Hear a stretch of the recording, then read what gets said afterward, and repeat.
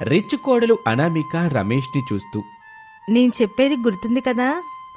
గుర్తుంది అనామిక, ఇక్కడ మనం భార్యాభర్తలం. నేను చెప్పింది నువ్వు వింటావు. ఆఫీస్లో మాత్రం నువ్వు బాసు, నేను డ్రైవర్ని. నువ్వు చెప్పింది నేను వింటాను గుడ్. అత్తయ్యా అని పిలవగానే కిచెన్లో నుంచి శారద అనామిక దగ్గరికి వచ్చింది. చెప్పమ్మా కోళ్ళ, టిఫిన్ తింటావా, కాఫీ తాగి వెళ్ళిపోతావా? కాఫీ తీసుకురత్తయ్యా, ఇప్పుడు టిఫిన్ తినే టైం లేదు అని చెప్పగానే శారద కాఫీ తీసుకుని అనామిక దగ్గరికి వస్తుంది. అనామిక కాఫీని తాగేసి, అత్తయ్య, పిల్లలు భవ్య కావ్య ఇద్దరూ స్కూల్కి వెళ్ళారు కదా? వెళ్ళారు కోళ్ళ అని చెప్పగానే అనామిక హాల్లో నుంచి వెళ్ళిపోతుంది. అనామిక వెనకాలే రమేష్ కూడా వెళ్తాడు. అనామిక రమేషు ఇద్దరూ కారులో ఆఫీస్కి బయలుదేరుతారు. గుమ్మం దగ్గర నిలబడిన శారద కారు బయటకు వెళ్లటం చూసి సంతోషపడుతూ, రిచ్ కోళ్ళ ఆఫీస్కి వెళ్ళింది, రాత్రి వరకు రాదు, నా కూతురు దగ్గరికి వెళ్ళొస్తాను అని చెప్పి కిచెన్లోకి వస్తుంది. అక్కడ మూట కట్టి ఉన్న సంచిని నెత్తిన పెట్టుకుని లాన్ దగ్గరికొచ్చింది. లాన్లోని మొక్కలకు నీళ్లు పడుతున్న భర్త ప్రసాద్ని చూస్తుంది. యావండి, నేను కూతురు దగ్గరికి వెళ్తున్నాను, అన్నం ఓ కూర డైనింగ్ టేబుల్ మీద పెట్టాను, తినేసి కాసేపు పడుకోండి. సరే శారదా, నీ నెత్తి మీదున్న సంచి మూటేంటి? కూతురు కోసం అండి, నెలకి సరిపడా సరుకులు తీసుకున్నాను, వెళ్ళి ఇచ్చేసి వస్తాను. ఈ సరుకులు మన రిచ్ కోడల అకౌంట్లోనే కదా నువ్వు తీసుకుంది? అవునండి. మరి మన రిచ్ కోడలు అడిగితే ఏం చెప్తావు శారదా? అబ్బా, మన రిచ్ కోళ్ళకంత టైం ఎక్కడుంది చెప్పండి, నేను మన కూతురు దగ్గరికి వెళ్తున్నాను అని చెప్పి శారద ఇంటి నుంచి వెళ్ళిపోతుంది. ఆఫీస్లో అనామిక మీటింగ్లో శ్రీవల్లితో మాట్లాడుతూ ఉంటుంది. అక్కడ నిలబడి ఉన్న రమేష్ ఫోన్ రింగ్ అవుతుంది. అనామిక కోపంగా రమేష్ వైపు చూస్తుంది. రమేష్ వెంటనే ఆ గదిలో నుంచి బయటకొస్తాడు. సెల్ ఫోన్ తీసి, చెప్పురా చెల్లి. కూలిపోవటానికి సిద్ధంగా ఉన్న ఇంట్లో బాధగా కావేరి మాట్లాడుతూ, అన్నా, ఈ నెల కిరాణా సరుకులు ఇంకా రాలేదు, అమ్మ ఇంటి దగ్గర లేదా? ఉందమ్మా, నేను అమ్మకి చెప్తానులే అని ఫోన్ పెట్టేసి పక్కకి చూస్తాడు. పక్కనే రిచ్ అనామిక కనబడుతుంది. మీటింగ్ అయిపోయిందా మేడం? ఇక ఇంటికి వెళ్దామా? వెళ్దాం, ఇంటికి వెళ్ళాక మీతో మాట్లాడేది చాలా ఉంది అని చెప్పి అక్కడి నుంచి వెళ్ళిపోతుంది.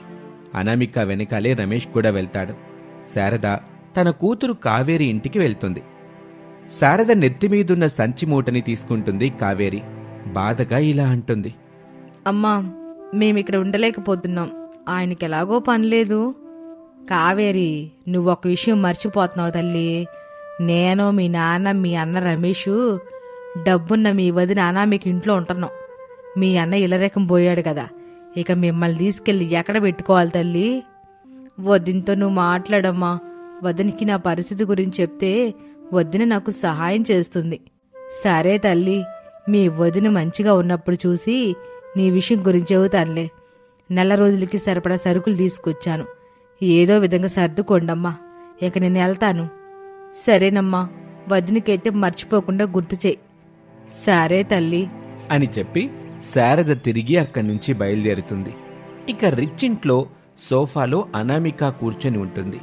రమేషు, ప్రసాద్ ఇద్దరూ సైలెంట్గా నిలబడి ఉంటారు. అప్పుడే శారద ఇంటికొచ్చి నిలబడి ఉన్న ప్రసాదు, రమేష్లని చూసి, కోడల ఆఫీస్ నుండి వచ్చినట్టుంది అనొచ్చి శారద కూడా వాళ్ళతో పాటు నిలబడుతుంది. వచ్చారా అత్తయ్య? కావలసిన సరుకులు తీసుకెళ్లి కావేరికిచ్చేసి వచ్చారా అని అనామిక అడగగానే శారద ఆశ్చర్యంగా చూస్తుంది. నేనెప్పటినుంచో ఇదంతా గమనిస్తున్నాను, కానీ అడగడానికి వీలు కుదరడం లేదు. ఈరోజు గుర్తుకొచ్చింది, చెప్పండి అత్తయ్య అని అనామిక అడగగానే శారద కన్నీళ్లు పెట్టుకుంటూ కావేరి గురించి, తాను పడుతున్న కష్టం గురించి పూర్తిగా చెప్తుంది. ఆ బాధ విని రమేషు, ప్రసాదులతో పాటు అనామిక కూడా కన్నీళ్లు పెట్టుకుంటుంది. పదండి అత్తయ్య, వెళ్ళి కావేరి వాళ్ళని తీసుకొద్దాం అని చెప్పగానే ఆ ఇంట్లో అందరూ సంతోషపడతారు. అనామిక కారులో శారదను తీసుకుని కావేరి ఇంటికి వెళ్తుంది. అక్కడ కావేరి భర్త మదన్ కావేరిని కొడుతూ ఉంటాడు. కావేరి ఏడుస్తూ ఉంటుంది. అనామిక మదన్ని అడ్డుకుంటుంది. నా ఆడపడుచుని కొడతావా? ఇప్పుడు నిన్ను పోలీసులకు పట్టిస్తాను అని అనగానే కావేరి, మదన్ ఇద్దరూ భయపడుతూ దండం పెడతారు. వద్దు కోళ్ళ, ఎలాగో మనం మన ఇంటికి తీసుకెళ్తున్నాం కదా, అక్కడ బుద్ధిగా ఉండకపోతే అప్పుడు నువ్వు చెప్పినట్టు చేద్దాం అని చెప్పి శారద కూతురు కావేరిని, అల్లుడు మదన్ని తీసుకుని కారు దగ్గరికొస్తుంది. అందరూ ఆ కారుకి కూర్చుంటారు. అనామిక కారుని డ్రైవింగ్ చేస్తూ ఉంటుంది. ఇక ఇంటి దగ్గర ప్రసాదు, రమేష్ ఇద్దరూ వీళ్ల కోసం ఎదురు చూస్తూ ఉంటారు. కారు వచ్చి ఇంటి ముందు ఆగుతుంది. కాసేపటికి అందరూ కారు దిగి ఇంట్లోకి వెళ్తారు. రిచ్ అనామిక పగలంతా ఆఫీస్లో వర్క్ చేసుకుంటూ రాత్రి వేళ భర్త రమేష్తో, పిల్లలతో ఆడుకుంటూ సంతోషంగా ఉంటుంది. అలాగే కావేరి, మదన్ ఆ ఇంట్లో చేస్తున్న దుబారా ఖర్చుల గురించి పెద్దగా ఆలోచించదు. అనామిక ఇంటికొచ్చాక కావేరి వేషం, మాట రెండూ మారిపోయాయి. ఇప్పుడు కావేరి ఖరీదైన చీరలు కడుతుంది, మెరుస్తున్న నగలు వేసుకుంటుంది. మదన్ అయితే ఏకంగా కారులో షికార్లు చేస్తూ ఉన్నాడు. శారద ఇవన్నీ గమనించి ఒకరోజు కావేరిని మందలిస్తుంది. తప్పు తల్లి, వదిన తలదాచుకోవడానికి జాలిపడి ఆశ్రయం ఇచ్చింది. అది అదునుగా తీసుకొని ఇలా ఖర్చు పెట్టి చీరలో నగలు తీసుకోకూడదు అని అనగానే కావేరికి విపరీతమైన కోపం వస్తుంది. నీకేం తెలీదు, నువ్వు ఊరుకో. నువ్విక్కడ అత్తయ్య రూపంలో ఉన్న పని మనిషివి, అలాగే ఉండు, ఉచిత సలహాలు ఇవ్వకో అని కావేరి కోపగించుకొని తన రూంలోకి వెళ్ళిపోతుంది. గడిచిన కొద్ది రోజుల్లోనే కూతురుని, అల్లుణ్ణి ఇంటికి తీసుకొచ్చి తప్పు చేశారని శారదకి అర్థమైంది. ఇదంతా కోడలు అనామికకి చెప్పాలని తన దగ్గరికి వెళ్తుంది శారద. జరుగుతున్న విషయం గురించి చెప్తుంది. అత్తయ్య, నేను మొత్తం గమనిస్తూ ఉన్నాను. సమయం వచ్చినప్పుడు మాట్లాడతాను, మీరు పిల్లల్ని చూసుకోండి అని చెప్పగానే శారద వెళ్ళిపోతుంది. కావేరి తన గదిలో, మా అమ్మ వాళ్ళకం చూస్తుంటే మన గురించి మా వదినికి చెప్పేలా ఉంది. వదిన మనల్ని ఇంట్లో నుంచి పంపించకముందే మోసం చేసి ఆస్తి మొత్తం రాయించుకోవాలి. మీ అమ్మా నాన్న, అన్నయ్య ఉన్నప్పుడు వీలు కాదు కావేరి. వాళ్ళు ముగ్గురు బయటికెళ్ళినప్పుడు మాత్రమే మనం అనామికాని బెదిరించైనా ఆస్తి మొత్తం మన పేరు మీద రాయించుకోవచ్చు అని చెప్పగానే కావేరి ఎప్పుడు ఆ ముగ్గురిని బయటికి ఎలా పంపించాలా అని ఆలోచన చేయడం మొదలు పెడుతుంది. కాసేపటికి తనకొక మంచి ఐడియా వచ్చింది. కావేరి సంతోషపడుతుంది. కావేరి ఆలస్యం చేయకుండా హాల్లో ఉన్న తన తల్లి దగ్గరికి వస్తుంది. సారీ అమ్మా, నేను అలా మాట్లాడకుండా ఉండాల్సింది. నాకు ఈ మధ్య ఏమైందో ఏమో అర్థం కావడం లేదు. నా కోసం నువ్వు, నాన్న, అన్నయ్య ముగ్గురు వెళ్ళి మన ఇష్టదైవాన్ని దర్శించుకుని రండి అని చెప్తుంది కావేరి. శారద కూడా అందుకు సరే అంటుంది. ఆ రోజు రాత్రి అందరూ పడుకున్న తర్వాత మదన్ కారు దగ్గరకొచ్చి బ్రేకుల వైర్ని తీసేస్తాడు. మరుసటి రోజున శారద, ప్రసాదు, రమేష్ ముగ్గురూ కలిసి కారులో ప్రయాణిస్తూ ఉంటారు. అనామిక మరోవైపు వర్క్ చేసుకుంటూ ఉంటుంది. శారద వాళ్ళు కొంత దూరం వెళ్ళిన తర్వాత బ్రేకులు లేకపోవటం కారణంగా వాళ్ల కారు బోల్తా పడుతుంది. కావేరికి వాట్సాప్లో వీడియో వస్తుంది. కావేరి వెళ్ళి అనామికకి చెప్తుంది. అనామిక ఆ విషయం తెలిసి బాధపడుతూ ఏడుస్తుంది. ఇలా కొన్ని రోజులు గడుస్తూ ఉంటాయి. ఒకరోజున కావేరి, మదన్ ఇద్దరూ కలిసి అనామికాని కొడుతూ ఉంటారు. అది చూసి భవ్య, కావ్య ఏడుస్తూ ఉంటారు. ఆస్తి రాసిస్తే ప్రాణాలతో ఉంటావు, లేదంటే నువ్వు కూడా మా అమ్మ, నాన్న, అన్నయ్య వెళ్ళిన దగ్గరికి వెళ్తావు. అంటే నేనే వాళ్ళని చంపించాను. నన్ను చంపినా నేను ఆస్తి రాసివ్వను. నువ్వు మంచిగా చెబితే వినవే అని అనామికాని మెడబెట్టి బయటకు నెట్టేస్తుంది కావేరి. మదన్ పిల్లల్ని కూడా తీసుకొచ్చి బయటపడేస్తాడు. అనామిక కింద పడుతూ ఉండగా శారద, ప్రసాదు, రమేష్ ముగ్గురు వస్తారు. శారదని, ప్రసాద్ని, రమేష్ని అక్కడ చూసి కావేరి, మదన్ ఇద్దరూ షాక్ అవుతారు. మీ దుర్బుద్ధిని బయట పెట్టడానికి మేమంతా కలిసి ఆడిన నాటకం ఇదంతా అని వెళ్ళి కావేరి చెంప మీద కొడుతుంది శారద. ఆశ్రయం ఇచ్చిన ఇంటికే కన్నం పెట్టాలని చూస్తారా? నిన్ను నా కూతురు అని చెప్పుకోవడానికి నాకెంతో బాధగా ఉంది. తప్పు చేశావు కావేరి. ఖరీదైన చీరలు, నగలు కొనుక్కోవడం తప్పు కాదు. పిల్లల్ని మంచి స్కూల్లో చదివించడము తప్పు కాదు. ఇవన్నీ నాకు తెలియకుండా చేస్తున్నానని అనుకున్నావు, కానీ నాకంతా తెలుసు. నాకు మాత్రం ఎవరున్నారు చెప్పు? మీరే కదా. ఆస్తి కొంత భాగం మీకు రాశాను. ఆ కాగితాలు ఇస్తాను, వెళ్ళి హాయిగా బ్రతకండి అని చెప్పి ఆస్తి కాగితాలు తీసుకొచ్చి ఇస్తుంది అనామిక. మన్నించమని దండం పెట్టి కావేరి, మదన్ అక్కడి నుంచి వెళ్ళిపోతారు. అనామిక అటు ఆఫీస్ వర్క్, ఇటు తన కాపురాన్ని చూసుకుంటూ సంతోషంగా జీవిస్తూ ఉంటుంది. ఇది ఇవాల్టి కథ, అమాయకపు డబ్బున్న కోడలు. మరొక ఆసక్తికర కథలో మళ్ళీ కలుద్దాం. మా ఛానల్ని సబ్స్క్రైబ్ చేసుకోండి. Thank you for watching. ఉదయం 10 గంటల సమయం.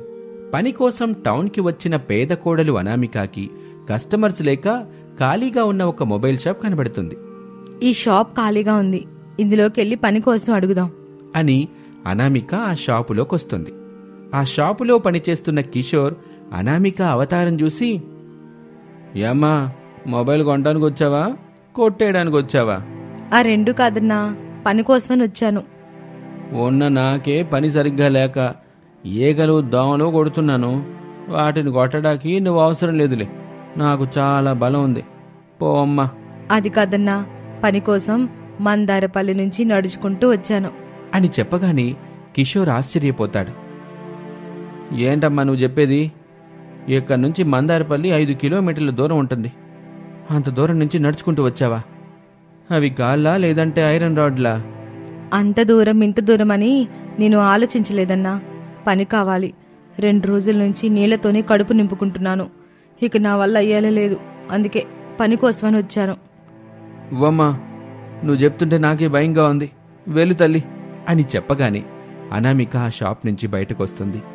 అలా రోడ్డు మీద నడుచుకుంటూ ముందుకు వెళ్తూ ఉంటుంది. అదే రోడ్డు మీద మరో పక్కగా అత్తగారు శారద, మనవడు హరీషు, మనవరాలు భవ్యని తీసుకొని నడుచుకుంటూ వెళ్తూ ఒక ఇంటి ముందు ఆగుతారు. ఆ ఇంట్లో నుంచి అఖిల అన్నం కూర ఉన్న ఒక గిన్నెని, నీళ్ల బాటిల్ని పట్టుకుని బయటకొస్తుంది. పిల్లలు అన్నం కూర చూడగానే సంతోషపడతారు. అక్కడ కూర్చుని తినండి అని చెప్పి శారదకిచ్చేసి లోపలికి వెళ్ళిపోతుంది.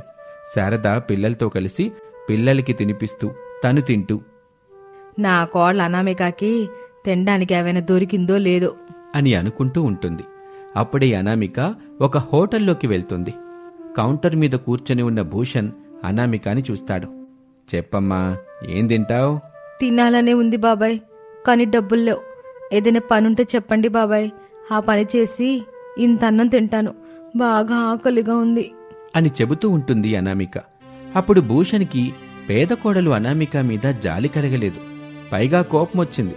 కోపంగా అనామికని చూస్తూ, వెళ్ళమ్మా వెళ్ళు, ఇక్కడ పండ్లు గిన్లు ఏమీ లేవు అని కసిరినట్టుగా అనటంతో అనామిక కన్నీళ్లు పెట్టుకుంటూ అక్కడి నుంచి వెళ్ళిపోతూ ఉండగా ఆ హోటల్లో ఒక దగ్గర కూర్చొని అన్నం తింటున్న సుజాత అనామిక బాధని అర్థం చేసుకుంటుంది. ఇలా చూడమ్మా, ఒకసారి లారా అని పిలవగానే ఆ పిలుపు విని అనామిక సుజాత దగ్గరికి వస్తుంది. సుజాత పక్కన కూర్చుంటుంది. సర్వర్ వచ్చి ఒక ఆకు వేసి ఆకు నిండా అన్నం పెట్టి కూరలు వేసి వెళ్ళిపోతాడు. అనామిక సుజాతని కన్నీళ్లతో చూస్తుంది. ముందుగా తింటల్లి, ఏవైనా ఉంటే తర్వాత మాట్లాడుకుందాం అని చెప్పగానే అనామిక కృతజ్ఞతగా దండం పెడుతుంది. తినమ్మా, నేను ఆ పేదరికం నుంచే వచ్చాను, ఆకలి బాధ ఎలా ఉంటుందో నాకు తెలుసు, తినమ్మా తిను అని చెప్పగానే అనామిక అన్నం తింటూ కన్నీళ్లు పెట్టుకుంటుంది. ఈ మహాతల్లి పుణ్యమా అని ఇక్కడ నాకు కడుపు నిండుతుంది. అక్కడ అత్తయ్య, పిల్లలు హరీష్, భవ్యలు ఏమైనా తిన్నారో లేదో దేవుడా, నా పిల్లల ఆకలి తీర్చేయండి అని వేడుకుంటూనే భోజనం చేస్తుంది. ఇక మరోపక్క కడుపు నిండా భోజనం చేసిన శారద హరీషు, భవ్యని తీసుకొని అలా ముందుకు నడుస్తూ ఉంటుంది. నా కోడలికి ఏమైనా పని దొరికిందో లేదో అని అనుకుంటూనే నడుచుకుంటూ వెళ్తూ ఉంటుంది. సుజాత అన్నం తిన్న అనామికాని తీసుకుని ఒక సమోసాల బండి దగ్గరికి వస్తుంది. అక్కడ గోవింద్ సమోసాలు తయారు చేస్తూ సమోసాల బండిని నడుపుతూ ఉంటాడు. గోవింద్ సుజాతకు బాగా తెలిసినవాడు కావటంతో, యారా గోవిందు, బాగున్నావా? బావున్నానక్క. ఏంటక్క, వారం రోజుల నుంచి కనిపించడమే లేదు, ఎక్కడికి వెళ్ళారు? నా విషయం పక్కన పెడితే ఈ పేద కోడలి పేరు అనామిక. పని కోసం చూస్తుంటే నువ్వు పనివాళ్లు కావాలని చెప్పిన విషయం గుర్తుకొచ్చి తీసుకొని వచ్చాను. నీ దగ్గర ఈ అమ్మాయిని పనికి పెట్టుకో.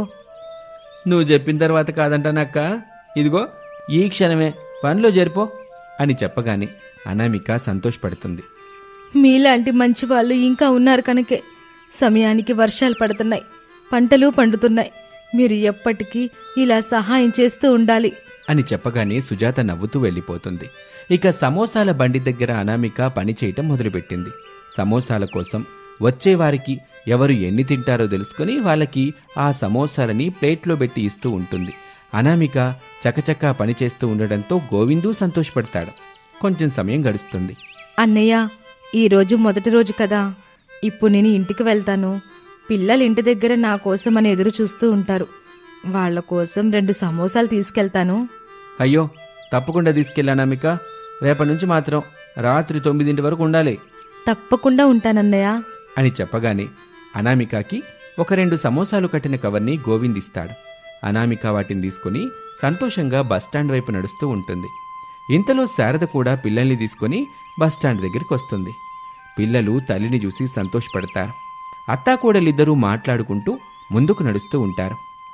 ఇక మందారపల్లి గ్రామంలో మట్టి ఇంటి ముందు ఒక మంచం వేసుకుని తండ్రి కొడుకులు ప్రసాదు రమేష్లు కూర్చొని ఉంటారు. వాళ్ళిద్దరూ ఎక్కడా పని దొరకటం లేదని బాధపడుతూ ఉంటారు. అంతేకాకుండా ఇంకా ఇంటికి రాని అత్తాకోడళ్ల గురించి మాట్లాడుకుంటూ ఉంటారు. పిల్లల్ని తీసుకుని ఇక అప్పుడే అత్తాకోడళ్ళు ఇంటికొస్తారు. అనామికకి ఒక సమోసాల బండి దగ్గర పని దొరికిందని తెలుసుకొని సంతోషపడతారు.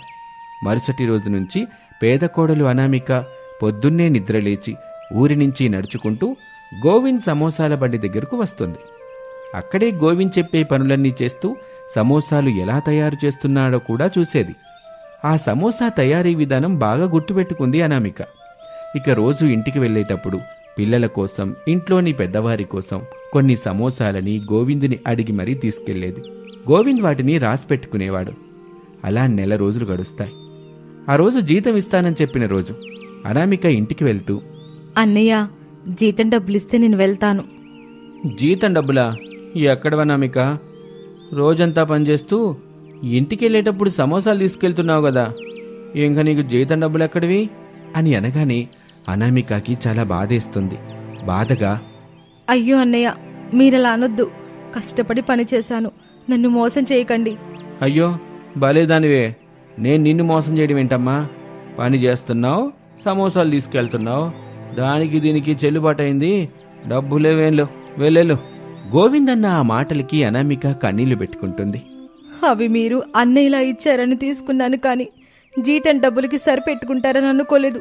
మీరు కూడా ముందు ఆ విషయం చెప్పలేదు. ఇప్పుడు చెప్తున్నాను కదమ్మా, ఎల్లు, రేపటి నుంచి పనిలోకి రామాకు అని చెప్పి గోవింద్ అనామికని నెట్టేసి వెళ్ళిపోతాడు. అనామిక బాధపడుతూ ఇంటికొస్తుంది. జీతం డబ్బులు తీసుకొస్తుందని ఎంతో ఆశతో ఎదురు చూస్తున్న శారద, ప్రసాదు, రమేష్లకి ఏడుస్తూ ఇంటికొచ్చిన అనామిక గోవింద్ చేసిన మోసం గురించి చెప్తుంది. ఇక మరుసటి రోజున ప్రసాదు, రమేష్లు అనామికని తీసుకుని గోవింద్ దగ్గరకొచ్చి మోసం చేసినందుకు బాగా కొడతారు. గోవింద్ ఆ దెబ్బలతో అనామిక ఊరికొచ్చి పెద్ద మనిషి చలపతికి జరిగిన అన్యాయం గురించి చెప్తాడు. చలపతి, గోవిందు దూరపు చుట్టాలు కావటంతో చలపతి తన యొక్క పలుకుబడిని ఉపయోగించి పోలీసులతో రమేషు, ప్రసాద్లని అరెస్టు చేయించి లాకప్లో ఉంచుతాడు. అయ్యా, మా ఆయన్ని, మావయ్యని వదిలిపెట్టండి, మీకు పుణ్యం ఉంటుంది. కావాల్సింది పుణ్యం కాదు అనామిక, నష్టపరిహారం. గోవిందుని కొట్టినందుకు, వాడి సమోసాల బండిని నాశనం చేసినందుకు మీరు నష్టపరిహారం ఇవ్వాల్సిందే.